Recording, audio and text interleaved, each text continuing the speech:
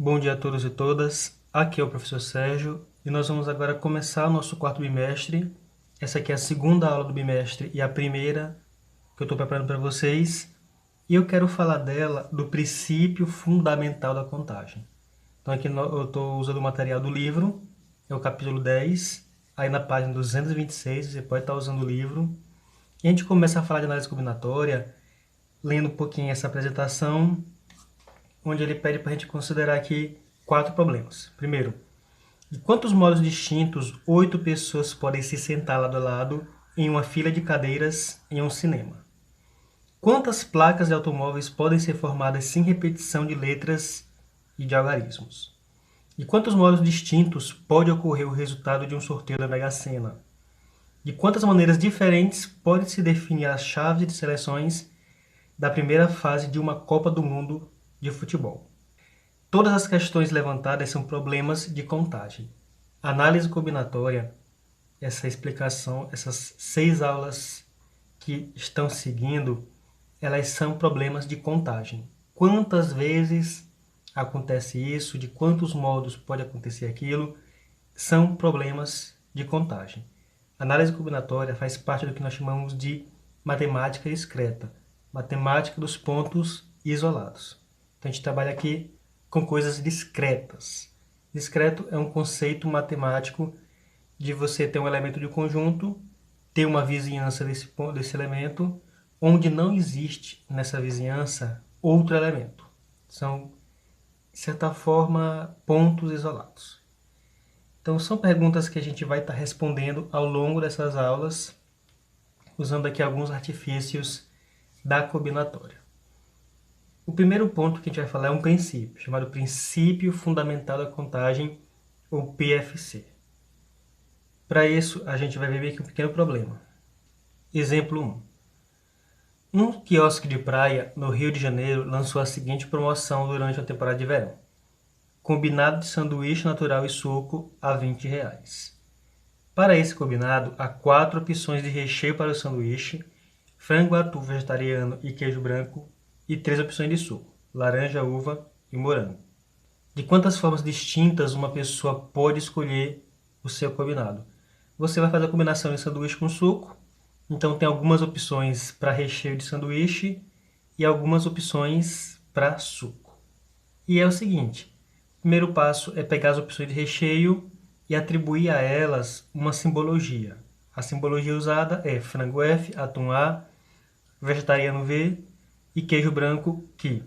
E a simbologia para os sucos é basicamente laranja L, uva U e o morango M, ou seja, a simbologia por letras, que é uma simbologia, um padrão bastante comum nesse conteúdo. E aí, na sequência, é feita uma chamada árvore das possibilidades. Você está diante de uma primeira escolha, de uma primeira etapa. A gente vai estar aqui fazendo a distinção grande entre casos e etapas. Caso é uma coisa coletiva e os casos têm etapas. Esse nosso problema é um problema de um único caso, que é dividido em 2 etapas. A primeira etapa é escolher o recheio de sanduíche e a segunda etapa é escolher o suco. Você pode inverter a ordem das etapas nesse problema sim, porque você escolhe primeiro o suco, depois o sanduíche, vai gerar resultados, combinações que são as mesmas que se você escolher primeiro o recheio e depois o suco. Só que em outros tipos de problemas você não pode inverter a ordem de escolha. Nesse aqui particularmente você pode. Então você opta, se você escolher frango para a primeira etapa, você vai ter as 3 opções de suco válidas para frango. Não tem nenhum impedimento, por exemplo, frango e uva é proibido, ou atum e laranja é proibido. Não tem nenhuma proibição, nenhuma restrição. Então, para frango você tem 3, para atum você tem 3, para vegetariano 3, para queijo branco 3. Então você tem 4 opções para a primeira etapa, 3 opções para a segunda etapa, então você acaba tendo que você vai ter 12 caminhos, ok? Porque para cada uma das 4 opções de sanduíche, você tem 3 opções de suco. E aqui ele inclusive listou, usando a simbologia que ele nos apresentou, as 12 possibilidades. A gente fez aqui uma árvore de possibilidades, encontrou nominalmente as duas opções. Quando eu falo nominalmente, é que a gente encontrou dizendo quem são uma por uma. Só que, claro, se eu tivesse conhecido esse raciocínio um pouco antes, eu já afirmaria que são 12. 4 vezes 3, 12. E é esse princípio que é o chamado princípio fundamental da contagem.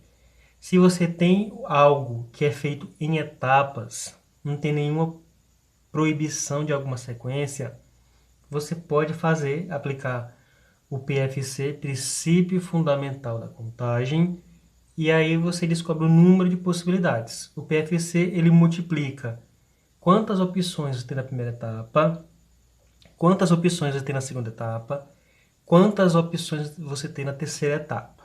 E aí pode ser 4, 5, dependendo do tipo de coisa que você tem. Por exemplo, a gente preencher 5 vagas de um número, números, 5 algarismos, tal, que faz alguma coisa, você tem 5 etapas. Você tem a primeira etapa, que é descobrir o primeiro dígito, tem a segunda etapa, que é descobrir o segundo dígito. Então você pode ter aí uma grande quantidade de etapas, dependendo do tipo de problema que você tem. Esse aqui do sanduíche do suco, você tem duas etapas. A escolha do sanduíche, o recheio mais precisamente, e a escolha do suco. Então esse aqui é um exercício mental, uma atividade mental que já nos aproxima do que é o PFC. Aí temos o exemplo 2, que é o seguinte. Uma moeda é lançada 3 vezes sucessivamente. Quais são as sequências possíveis de faces obtidas nesse lançamento? Você já lê a questão e você já é convocado, você já é convidado a perceber quais são as etapas que estão envolvidas. Se você vai lançar uma moeda 3 vezes, você tem 3 etapas. O primeiro lançamento, o segundo lançamento e o terceiro lançamento. Diferente da questão anterior, você não tem uma quantidade diferente de possíveis escolhas. Por exemplo, lá você tinha 4 opções de recheio, 3 opções de suco. Aqui não. Nesse seu segundo experimento, você só tem 2 opções em cada etapa. A primeira, lançamento, cara, coroa. Segundo lançamento, cara, coroa. E o terceiro lançamento, cara, coroa. Você constrói uma árvore de possibilidades, você considera aquele primeiro lançamento ser cara, o coroa, e independente de quem saiu do primeiro lançamento, para o segundo lançamento você tem novamente as 2 possibilidades. Então você já está aqui, até o segundo lançamento você já tem 4 possíveis combinações. Mas independente do resultado que você teve nas 2 primeiras etapas, na terceira etapa, no terceiro lançamento da moeda, você continua tendo a chance de cair cara ou coroa. Então você pode ter uma combinação cara, cara, cara, coroa, coroa, coroa, cara, coroa, cara, enfim, você tem essas possibilidades e ao todo elas são precisamente 8 possibilidades. Ele usa aqui a simbologia K e C, K é cara e C coroa, ok? Então, esse exercício aqui, segundo, ele é parecido com o primeiro, no sentido de que você vai fazer um certo procedimento, uma certa ação, que é dividida por etapas, e em cada etapa você tem uma quantidade possível de resultados, podendo essa quantidade ser diferente, 3 a 4, como foi nesse exemplo superior, ou 2 a 2 a 2, porque você tem aqui, no caso da moeda, 3 etapas, cada uma com 2 possibilidades. E aí você tem que nós podemos usar o princípio fundamental da contagem, de tal forma que você tem 2 na primeira etapa, vezes 2 na segunda, vezes 2 na terceira, totalizando 8 possibilidades.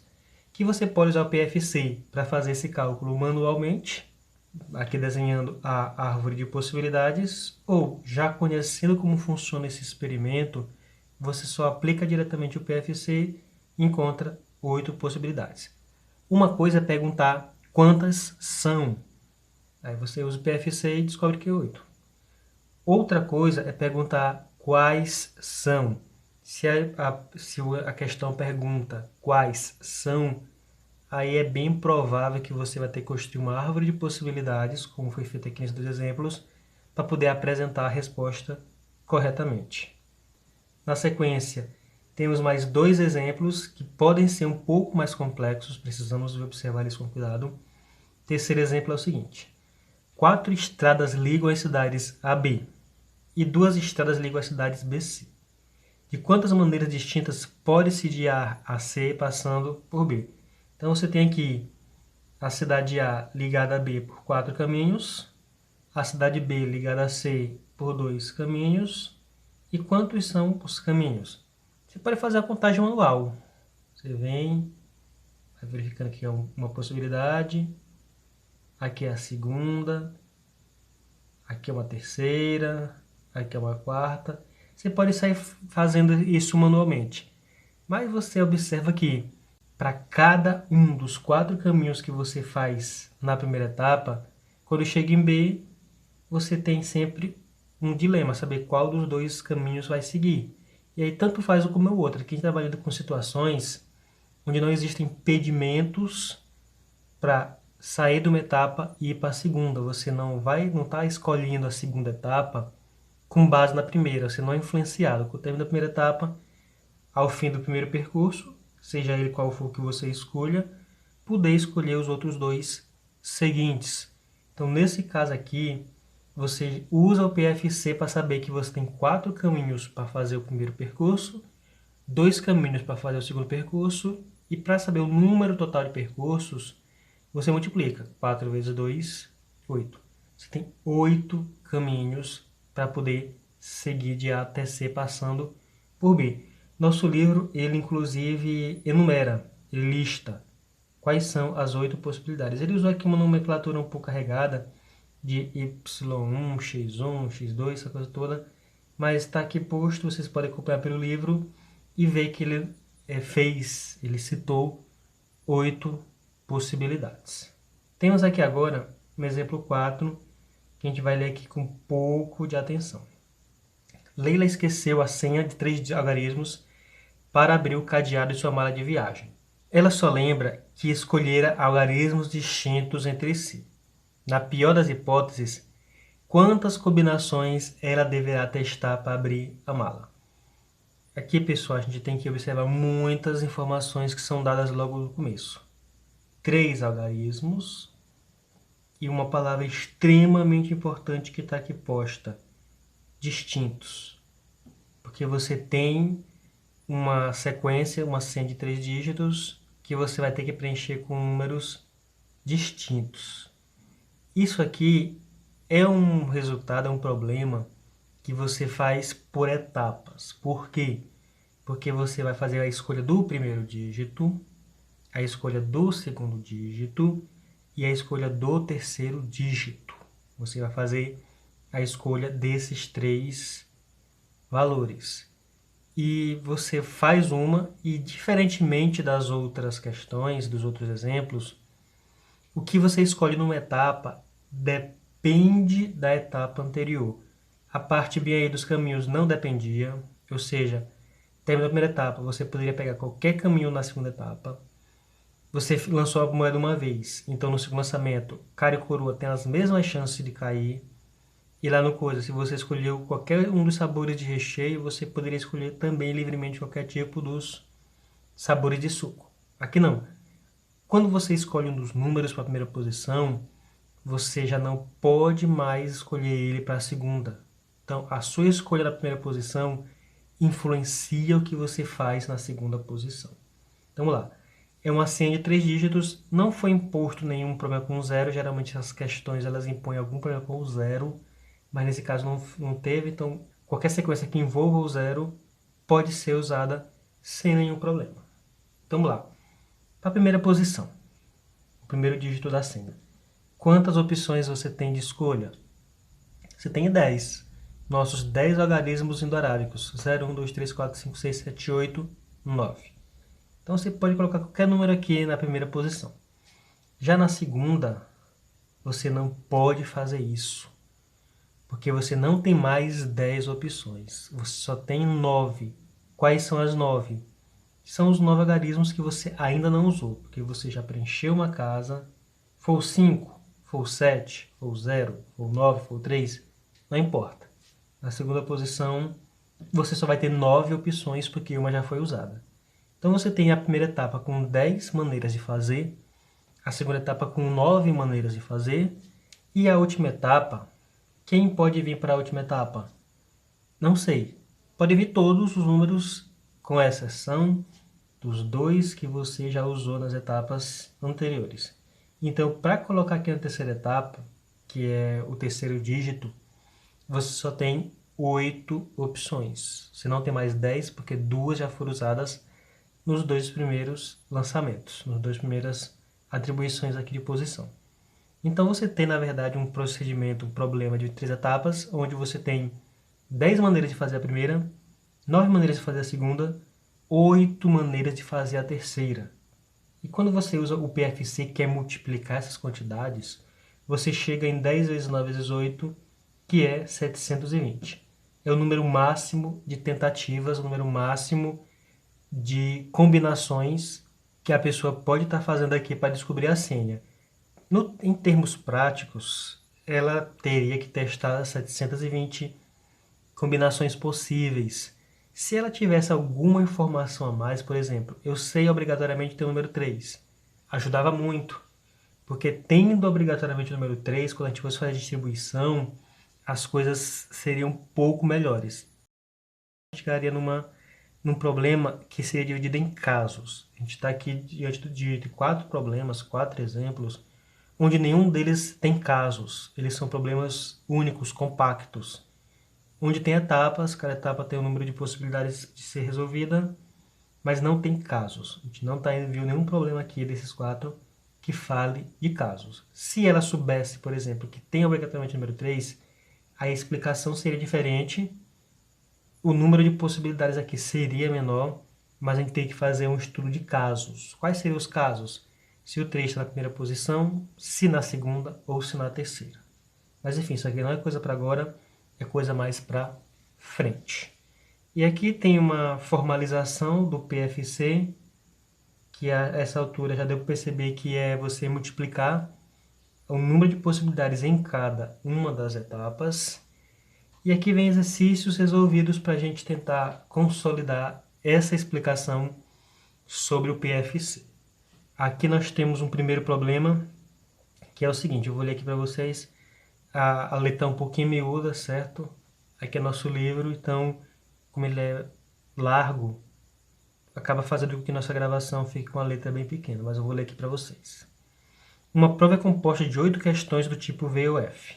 De quantas maneiras distintas podem ser respondidas todas as questões da prova?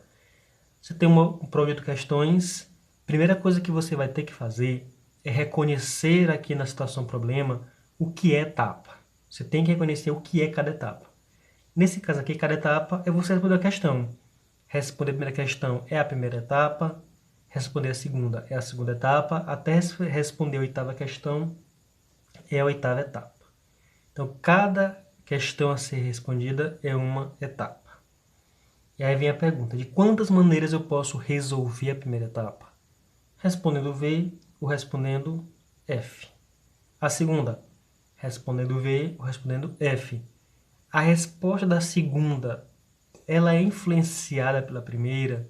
Não. A chance de ser V ou F na segunda é igual, independente se a primeira de fato for V ou de fato for F, dependente da resposta que você botou na primeira pergunta. Então você tem que etapas independentes uma da outra. Todas elas com duas opções, é V ou é F. Então você tem duas possibilidades na primeira etapa, aí vem duas na segunda, duas na terceira, até duas na oitava, ou seja, você tem 8 fatores 2 multiplicados, o que representa uma potência 2 elevado a 8, que calculada dá 256. Então, uma prova de VUF com 8 questões, você tem 256 maneiras de responder, podendo ser todas Fs, podendo ser todas Vs, as 4 primeiras Fs, as 4 últimas V. Então, se você tem 8 questões de UF e chuta todas elas, a sua chance de acertar tudo, a gente não está falando em probabilidade ainda, mas só que uma colocação que eu faço. A sua chance de acertar todas é uma entre a 256, ou seja, você tem menos de 0,5% de chance de fechar uma prova de VUF de 8 questões só no chute. Segundo problema, a Seleção Brasileira de Futebol irá disputar um torneio internacional com outras 5 seleções. No sistema, todos jogam contra todos uma única vez. Quantas são as possíveis sequências de resultados, vitória, empate ou derrota da equipe brasileira nesse torneio? Repito, vai fazer uma questão dessa? Reconheça o que é a etapa. Primeira etapa é o primeiro jogo. Ele pode ter V, D ou E.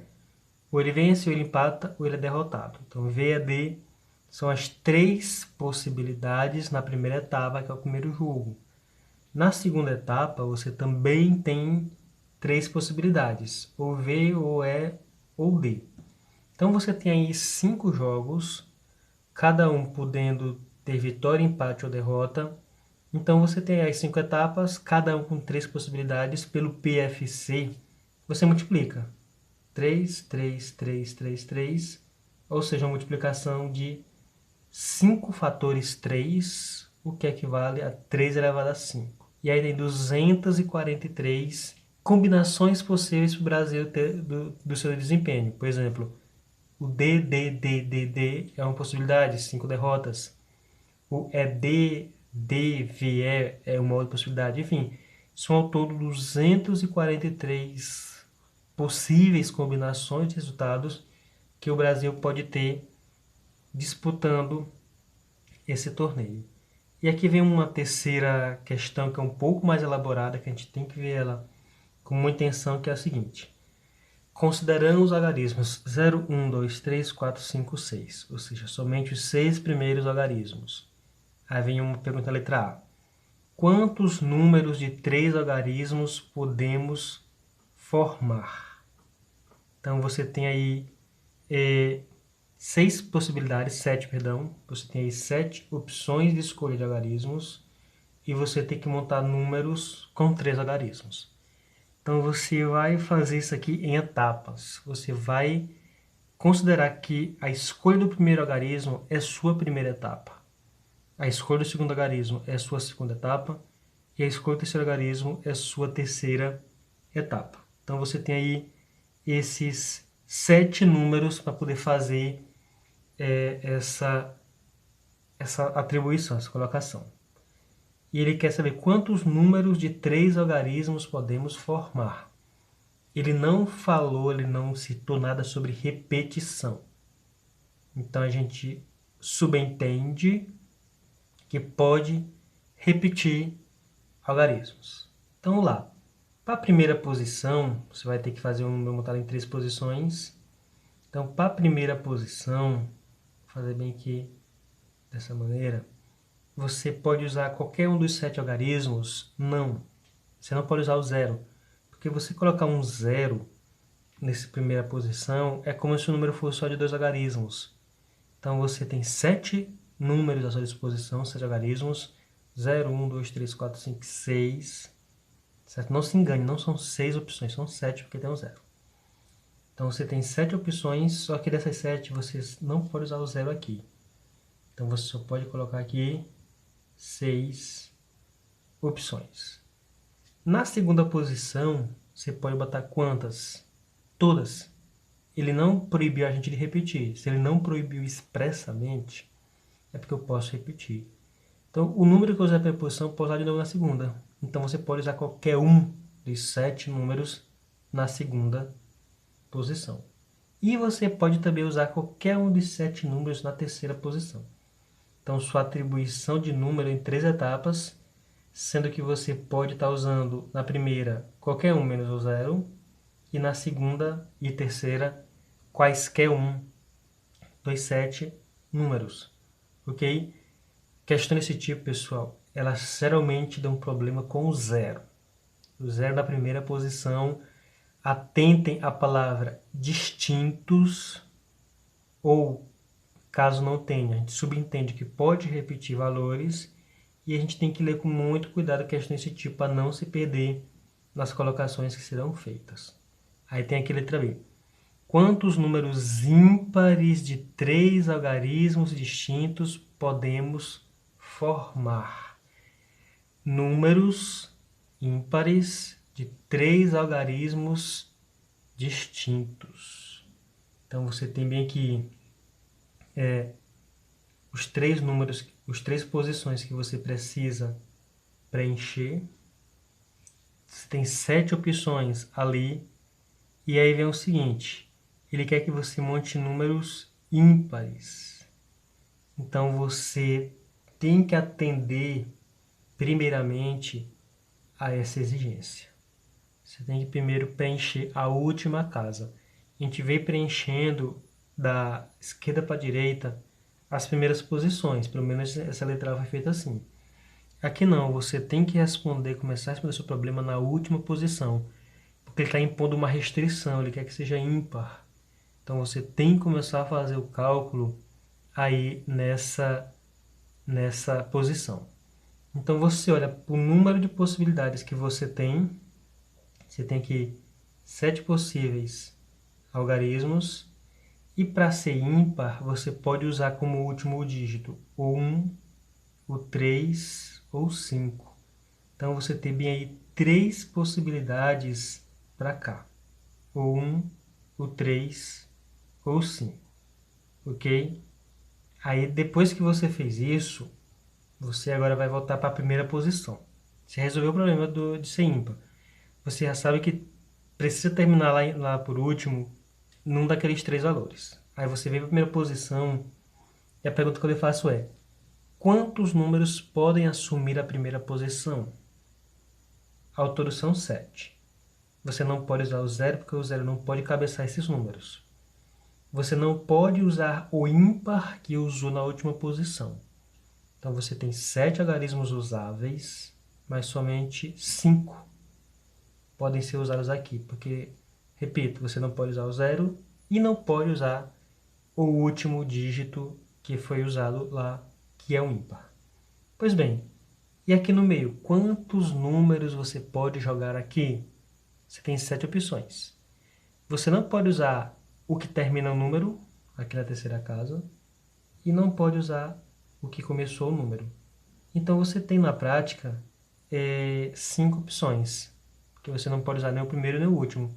Então dos seus 7, descarta 2, você tem aqui 5 possibilidades. Então você monta seu número observando que tem uma restrição rigorosa, que é a questão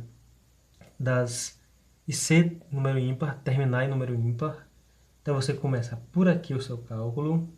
Depois que resolveu isso, a restrição mais forte, você responde normal. Na primeira posição você não pode usar nem o 0, nem o número que fechou o número. E aqui você não pode usar no meio nem o algarismo que iniciou o número, nem o algarismo que terminou o número. Aqui, pessoal, eu vou estar me referindo a número ao que eu estou montando, e a algarismo, o símbolo, né? O número em si, unitário que você usa para montar essas coisas. Então, quando você faz 5 vezes 5 vezes 3, você chega no resultado desse procedimento, desse cálculo, que é 75. Lá, pessoal, tá tudo isso no livro, não se percam.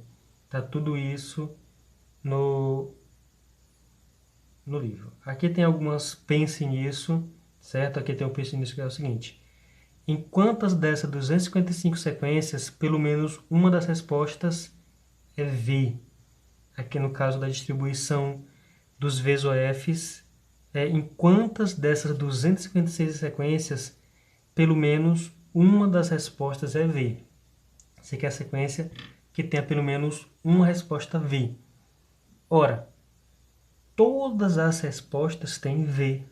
A única resposta que não tem V é a F, F, F, F, F, F, F, F. 8 Fs. Então, quantas respostas V ou F na situação do exemplo 1? Quantas elas têm V? 255. Porque a única que não vai ter V é a que é formada somente por Fs. Aí tem um outro pense nisso, que é o seguinte: por que importa a ordem de escolha dos algarismos desse problema? Aqui está fazendo uma referência a letra A, certo? Quantos números de 3 algarismos podemos formar?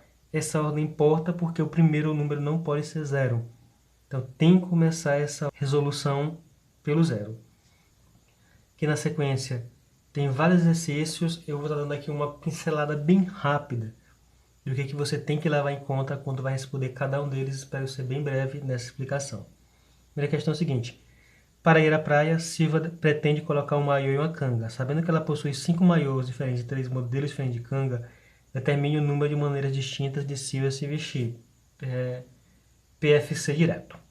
Segunda, um restaurante oferece almoço a 40 reais, incluindo entrada, prato principal e sobremesa. De quantas formas distintas um cliente pode fazer seu pedido se de 4 de entrada, 3 de prato principal e 2 de sobremesa? PFC direto. Terceira, em um teste vocacional, um jovem deve responder a 12 questões, ensinando cada uma modo alternativa, escolhendo entre sim, não e às vezes. De quantas formas distintas o teste pode ser respondido? PFC com 3 possibilidades. Quarta questão. 3 amigos chegam um pouco atrasados para uma aula de bicicleta na academia e encontram 5 bicicletas vagas. De quantos modos distintos eles podem se distribuir nas bicicletas vagas? Essa aqui, raciocínio um pouco, ela não é tão simples. Quinta, quantos números de 5 algarismos existem? Usem os 10 algarismos, lembrando que o primeiro não pode ser zero. É uma questão, é um PFC de 5 etapas. Quinta letra B.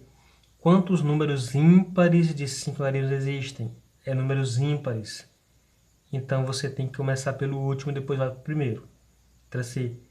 Quantos números de 5 algarismos são maiores que 71.265? Essa questão aqui é uma questão que você vai fazer por casos. Ela é bem complicada, porque você vai ter que simular. Se o primeiro dígito for 9, esse número que você está montando, se ele começa com 9, ele é da casa dos 90. Satisfaz a essa condição. Então, se você vai começar um número e o primeiro dígito é 9, você vai variar só os outros 4. Esse é o primeiro caso. O segundo caso é se o número começa com 8. Se o número começa com 8. É bem parecido com o anterior. Você tem aí a família dos 80 mil. Aí você vai saber quantos satisfazem. Depois você vai ter que fazer os casos se o primeiro dígito for 7, mas o segundo for 2, 3, 4, 5, 6, 7, 8 ou 9. Então aí são um terceiro caso. Se o número começa com 71, você pode pegar outro dígito e botar 3, 4, 5, 6, 7, 8, 9. Depois, se o número começar com 7, 1, 2, você pode variar o 6 para o 7, 8, 9. E por fim, se o número começa com 7, 1, 2, 6, você varia o 5 para 6, 7, 8 e 9. Então, é uma questão muito, muito difícil. A letra C da quinta questão é realmente bastante complicada. Quinta letra D. Quantos números 5 algarismos distintos começam por 7? São 5 algarismos distintos. O primeiro você já fixou, são 7. Então você vai precisar variar só os outros 4. Lembrando que você não pode mais usar o 7. Então você vai ter 4 vagas para preencher com 9 algarismos. 0, 1, 2, 3, 4, 5, 6, 8, 9 e 0. Sexta questão. Considerando os algarismos 1, 2, 3, 4, 5, 6, 7 e 8, ou seja, todos menos o 0 e o 9, quantos números de 4 algarismos podemos formar? Você não tem mais ou menos do 0. O 0 não está no seu hall de possibilidades. Então, é um problema de 4 etapas e você tendo aí 8 possibilidades para cada etapa. Letra B. Quantos números pares? Como ele fala números pares, você tem que começar pelo último dígito. Porque o último dígito só pode ser alguém par, para que o número todo no final, quando ele estiver completo, seja par. Sexta letra C. Em relação ao total do item A, qual é a porcentagem correspondente aos números que têm todos os algarismos distintos?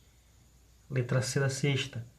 Você faz a letra A, onde você vai encontrar todos os números possíveis, podendo haver repetição. A letra A não restringe que têm que ser distintos. Então, por exemplo, um número que responde a letra A, o número 2222. Esse número atende a letra A. Só que ele não atende a letra C, porque a letra C está perguntando quantos tem todos os algarismos distintos. É um número bem menor. Então você vai calcular o número de algarismos, o número de números com algarismos distintos, e aí ver a que proporção, que porcentagem eles representam do todo. Sétima questão. Responda. Uma moeda é lançada duas vezes sucessivamente. Quantas sequências de faces podem ser obtidas? Quais são elas? Lançadas duas vezes. A gente já fez aqui um exemplo mais complicado que isso. Letra B. Quantas sequências de faces poderiam ser obtidas caso a moeda fosse lançada 4 vezes, e 5 vezes, e 10 vezes? Aqui é uma questão de potência de 2 que vocês da informática já devem conhecer alguma coisa. Letra C. Uma moeda foi lançada N vezes sucessivamente. Sabendo que o número de sequências de faces que poderia ter sido obtidas é 4, elevado a 19, qual é o valor de N? Aqui é uma questãozinha para você usar raciocínio de potência. Você vai usar a letra B, fazer um raciocínio, vai ter que fazer bem aqui um procedimento de potenciação um pouquinho complicado e pesado. Então, a letra C também da sétima, ela é um pouquinho pesada. Oitava. Para acessar o serviço de um portal de vendas pela internet, o usuário deve cadastrar uma senha formada por 4 algarismos distintos. O sistema, entretanto, não aceita as senhas que contenham um ou mais algarismos correspondentes ao ano de nascimento do cliente. Determine o número de senhas que podem ser cadastradas por alguém que nasceu em.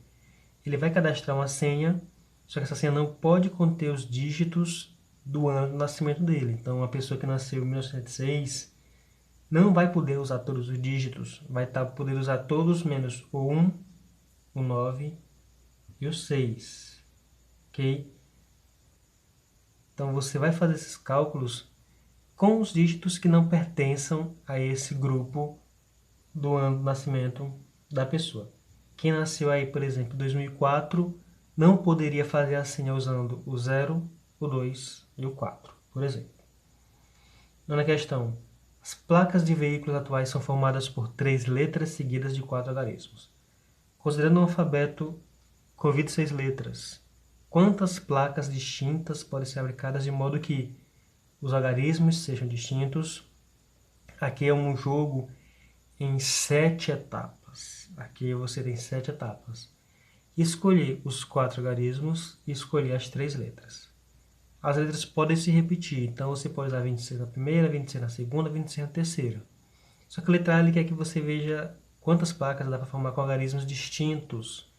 Então você não pode usar todos os algarismos repetidos. Tem que usar um tanto na primeira, na segunda uma quantidade menor, na terceira uma menor e na quarta uma menor. Então vai reduzindo um por um.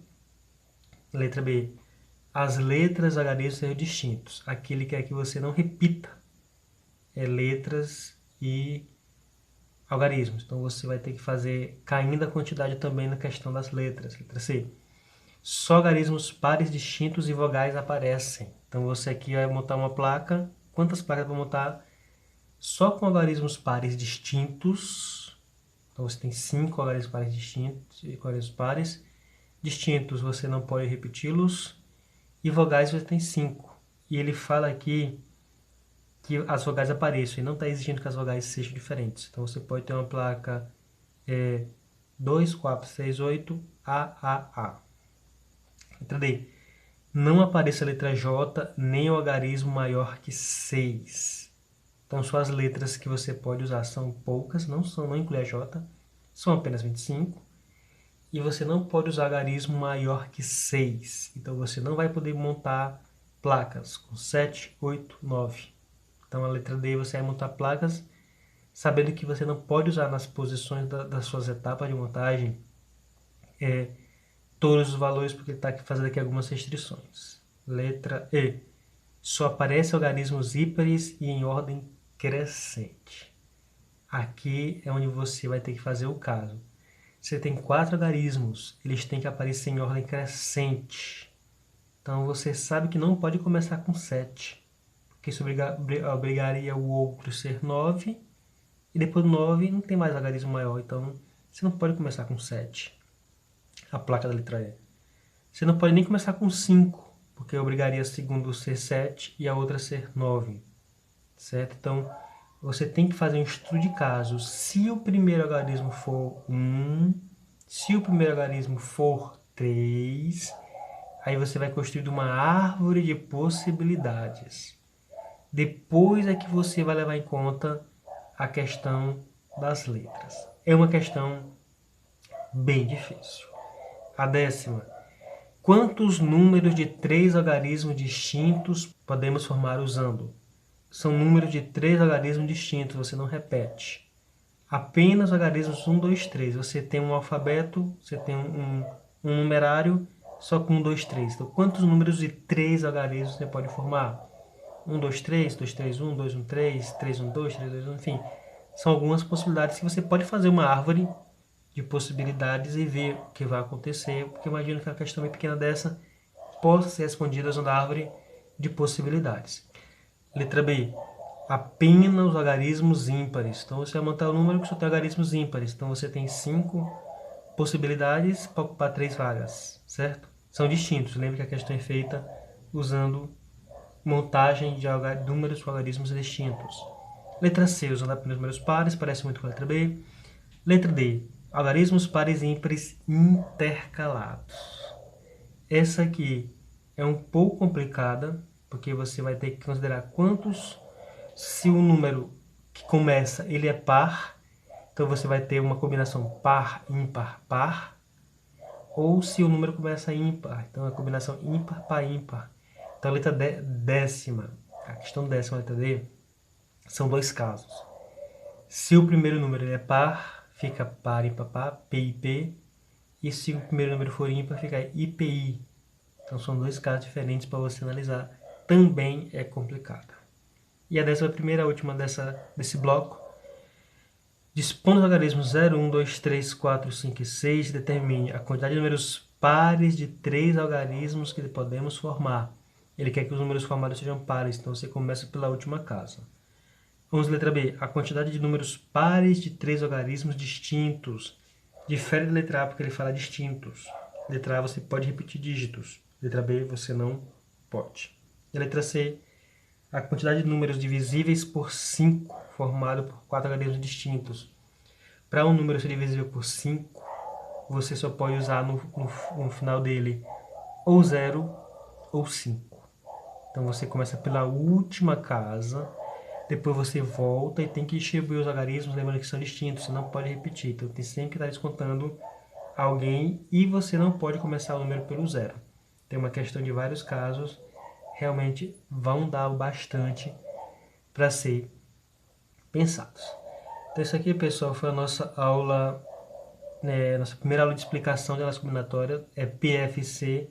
Ficou um pouco longa porque eu aproveitei para falar as questões, para dar uma ideia bem ligeira de cada uma das questões. Vou estar enviando para vocês também material complementar para que vocês possam estar vendo a explicação e possam ajudar vocês a responder a essas questões.